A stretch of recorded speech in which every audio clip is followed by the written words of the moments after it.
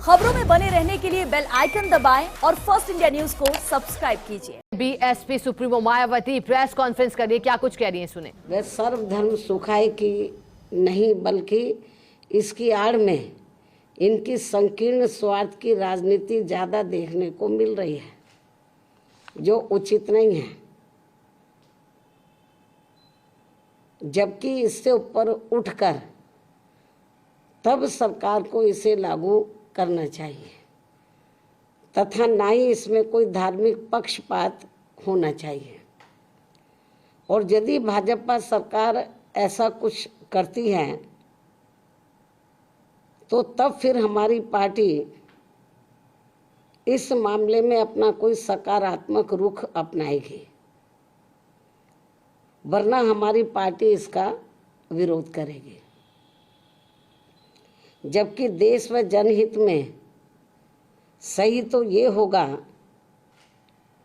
कि इस समय सरकार को अति महंगाई, गरीबी, बेरोजगारी तथा शिक्षा, स्वास्थ्य, सुख, शांति, समृद्धि जैसी बुनियादी ज़रूरतों के अभाव से त्रस्त व पीड़ित करोड़ों मेहनतकश व मजलूम देशवासियों के दुख दर्द पर से ध्यान बांटने में समय, संसाधन व ऊर्जा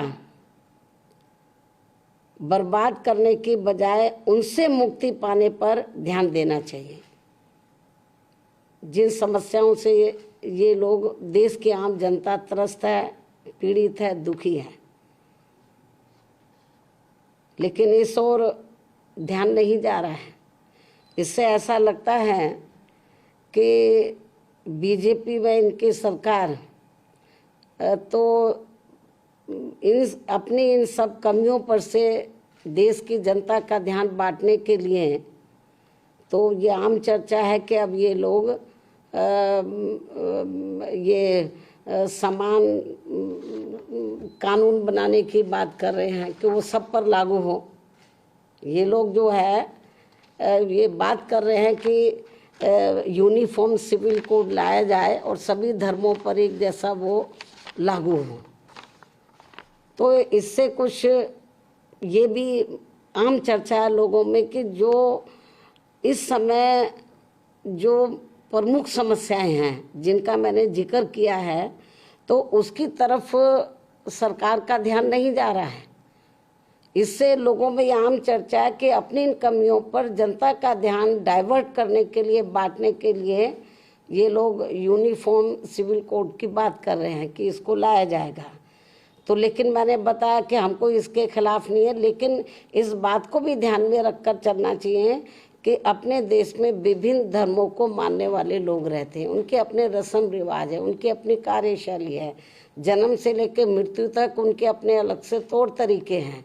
तो जब ये कानून बनाए, इन सब चीज़ों को भी इनको ध्यान में रखकर चलना चाहिए। तो ये भी मेरा इनको ये कहना है, बीजेपी को, इनकी केंद्र की सरकार को। इस खास सलाह के साथ ही अब मैं अपनी बात यहीं समाप्त करती हूँ। धन्यवाद। जय भीम व जय भारत।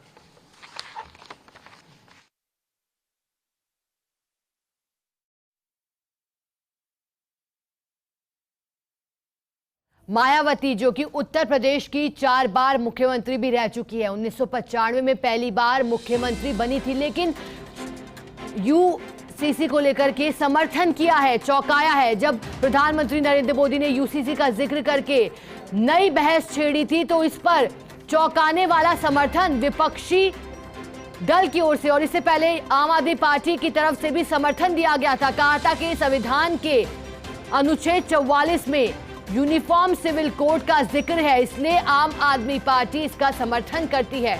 हालांकि कांग्रेस सहित अन्य विपक्षी दल हैं जिनकी इस पर मिलीजुली सी प्रतिक्रिया आ रही है, लेकिन मायावती ने यूसीसी का समर्थन कर दिया है।